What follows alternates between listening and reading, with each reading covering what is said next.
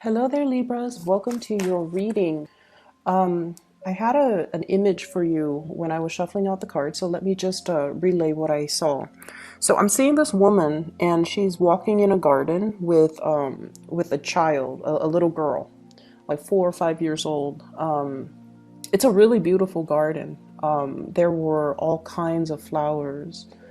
I'm seeing like daisies, tulips, and just it's really beautiful. The woman's about 30, and this seems to me like it's her child, and she has a basket. The little girl has a basket, and she's picking flowers as she goes.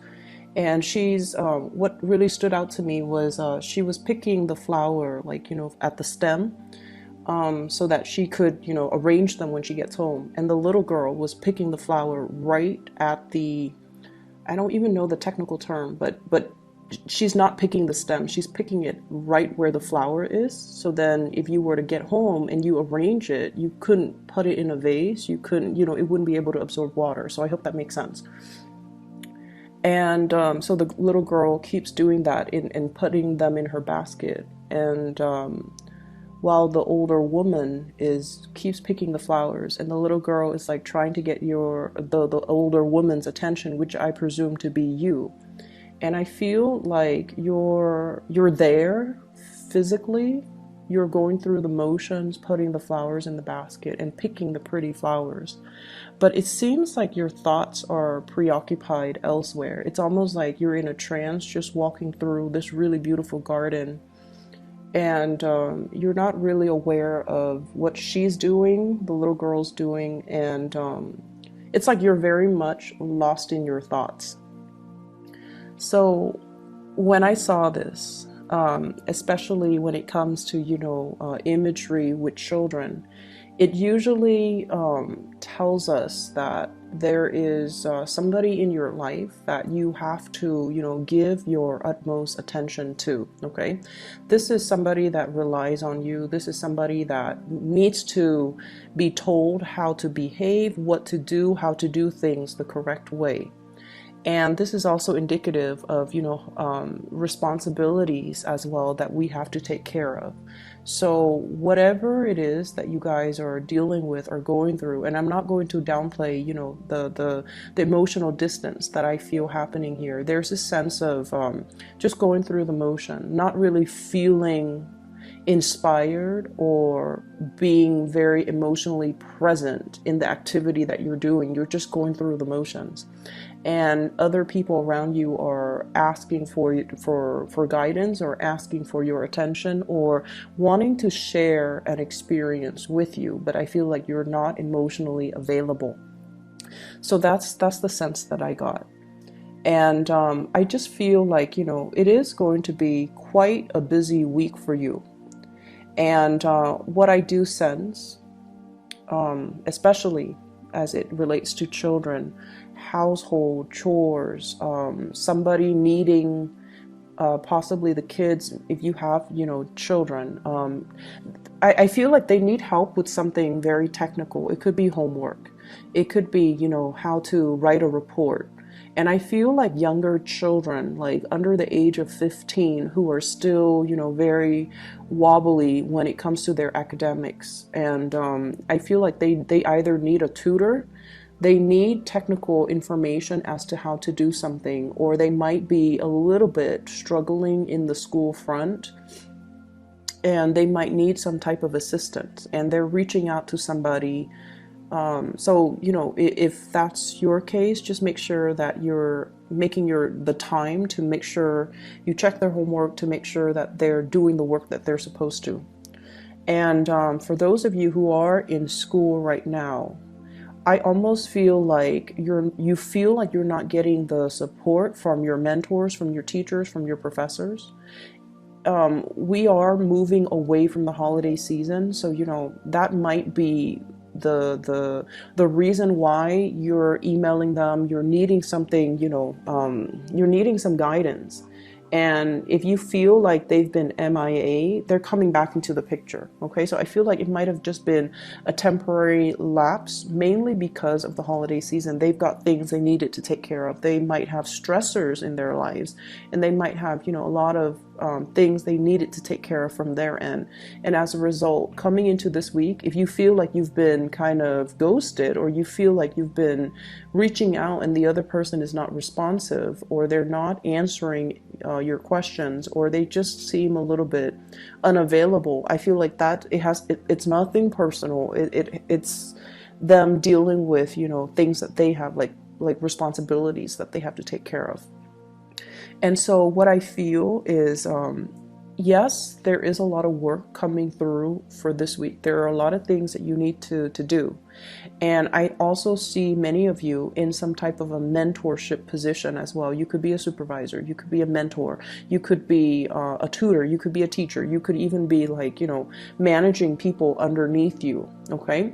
And the first thing that really stood out here, I have the Three of Swords, and it's linked up with the Three of Pentacles. So this is workplace related. And I feel like there might have been some people that you were that you worked really well with, that you jived really well with, it's like the camaraderie between you and that person. I feel like it might be one person. It's almost like the two of you work together so well. There's this unspoken, you know, understanding between the two of you. You like the same things. You have the same work ethics. When you tell them to do something, you don't have to worry. And likewise, when they come and tell you to do something, they don't have to worry. So there's this really good, great sense of camaraderie and great sense of rapport between you and another person in the work situation. And I feel like somebody left and went to fly off on their own. So they might have left the work environment because there were other opportunities. Queen of Pentacles. This is somebody that sees a good opportunity, okay? They're very trustworthy, very reliable, and just incredibly, I feel like they have a really big sense of responsibility. They have great work ethics, and they're very trustworthy. And I feel like the whole concept of trust and being able to, you know, you guys are naturally very friendly. People come to you.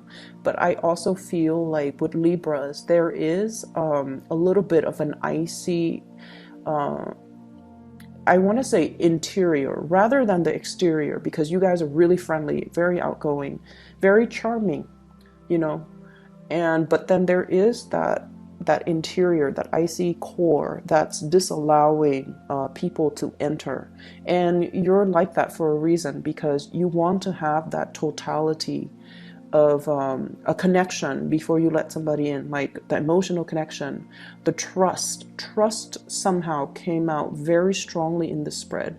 Being able to trust somebody, not just on a superficial level, but like really admiring someone, trusting that you can tell them your deepest, darkest secrets, and they will never tell another person. They will never use the information against you, that they have your best interests at heart. So I feel like you had somebody like that in the work environment that you trust fully and completely. And I feel like this person has flown away because of other opportunities, other obligations, or other and I feel like it's a far away, you know, like someone has left the nest and have flown off and soared, and there's vast distances. So it's not like, you know, you can it's not like you can see them on the weekend. It's not like you can see them like next month. I feel like you have to make arrangements in order to see them, in order to speak to them again. And so there's this sense here of responsibilities in the work front piling up because somebody left and there's a vacancy, and other people have to do maybe twice the work because this person was so efficient that it's like getting 2 employees instead of 1. And now the work that is distributed, it needs to be, you know, taken care of by other people. And so there's a lot of busy energies that I'm seeing coming in. And it's also the end of the holiday season where work piles up for those of you who have been on vacation or in the office or in the work environment or in the school academic environment. It's like you're kind of hitting the ground running, okay? And finances in this spread looks really, really, really stable. So I feel many of you are spending a lot more time with like housing, decor, decoration, buying things that like splurging on things that are necessary. So if you've been eyeing like that new, dining room table, and you're just like, oh, I'll get it, I'll get it, I'll get it. I feel like you're going to furnish your house. You might even be anticipating a lot of people coming into your house, or allowing for more people to come into your home. You might have been a little bit isolated, or you might have, just gone out with friends but never allowed people to come into your home. So now you're making your home more homey. You're making your home more cozy, more welcoming, because you're expecting, your social life to pick up, which I feel like it will. And I'm also seeing some opportunistic people in the work environment, okay? Um, the ones that when the higher ups are around, they're on the best behavior. They act like they're doing so much work. And then when the higher ups are, dashing out the door, they go back to um, chit-chatting, browsing the internet, not doing the work that they're supposed to. And I also feel an element of doing, like, cutting corners, doing work the wrong way. And so that's for people in your working environment, as well as if you have children, okay, and if you're a student, by all means, please don't cut corners, because education is funny, because everything in life, I feel, takes on this energy. Whatever you put in is what you're going to get out. So if you are shortchanging yourself by, dashing off assignments at the last minute, not studying or cramming just to pass an exam, you're not going to be able to in the long run, retain the material. And knowledge is cumulative. It builds on itself. And so, just consider how much we are paying for tuition, or for school, or for training, or for seminars, or whatever the situation might be, for even a tutor, or even paying a tutor for our child. It's still our responsibility, to follow up, to make sure the child is doing the work. It's our responsibility to understand that whatever we put in is what we're going to get out. So if we're doing like a sloppy job, and I don't sense that with a lot of Libras. You guys do things with a lot of care, but you might have other placement in your natal chart that, can create like that cutting corners type of energy. And so I feel like, you want to be cognizant of that, and you want to make sure that things are done properly, because knowledge builds on itself. Okay. So aside from that, I do see a little bit of a quarrel and conflict. Very minor. It's almost like ideological differences. It's not about infidelity or cheating, or anything like that. I just feel like conflict between you and another person. For some of you, this could be like a sister. I'm seeing a sister. For others of you, this could be like a love interest, okay? And I'm seeing Earth, Taurus, Virgo, Capricorn, and water sign, Pisces, Cancer, Scorpio. Okay, so if you have sisters with those types of sun sign, moon, rising, it's like, you guys are very opinionated, but I feel like, the way in which you project, or in which you convey your ideas, is very diplomatic. Okay, it's not forceful. It's very like tried and true. It's very rehearsed. It's very research. So you arrive at what you believe in through thorough research, and you're just going to state what you believe in, and you don't really care if people agree. You're not one to argue your point or push your agenda on other people. And that's where the Libran diplomacy is just, very highly sought after.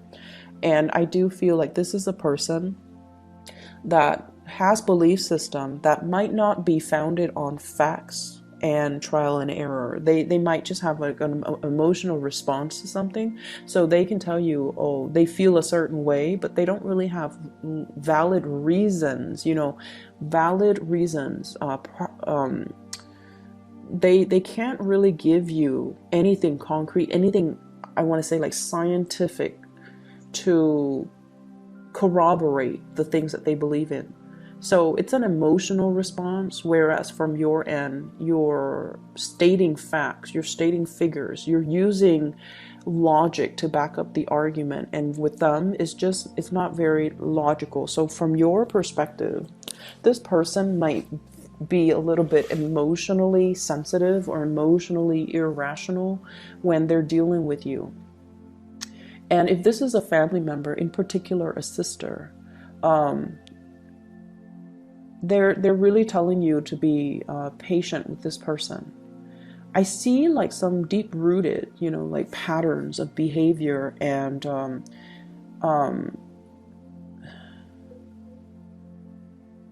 I see somebody who's been very isolated. And isolation basically means somebody has been spending a lot of time by themselves or cooped up in their own worldview, surrounding themselves by people that believe the same things that they believe in, that has the same hobbies, the same interests, the same, even work in the same place. And so it's really hard for them to break out of their worldview and see a different worldview, right? And I do see somebody who's so academically inclined, it could be you or them, that you're seeing things or they're seeing things from more of like a scientific approach, and they're disregarding the reality of how things are actually playing out as you apply them to real life. So there's a huge clash. Common sense and emotional responses is what I'm sensing. Common sense dictates this, and then the other person might be going against all common sense and just be like, well, I don't care about this, I feel this way, and I feel like we should do it that way. And so there are some power dynamics, a little bit of power struggle, and not being able to see eye to eye between you and another person. Okay, so keep in mind, I feel like the energy is short. It's not something that's going to taint the entire picture for the week, but I feel like it is something that is very cyclical, coming back around, as well as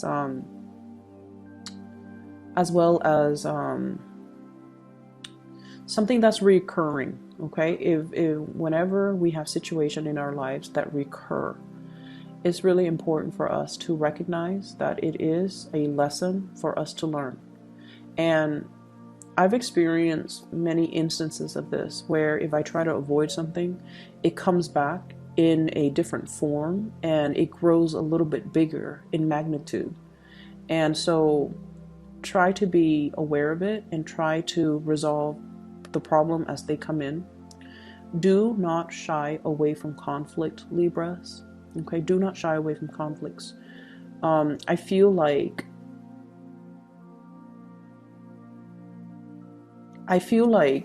a lot of the times when we are in a conflictual situation with another person, our egos get the best of us. Especially as an air sign, we identify very strongly with our belief system, and somebody that doesn't believe the same things that we do, we often see it as, it's not meant to be like this, but we often see it as an attack on our character. Okay? So for example,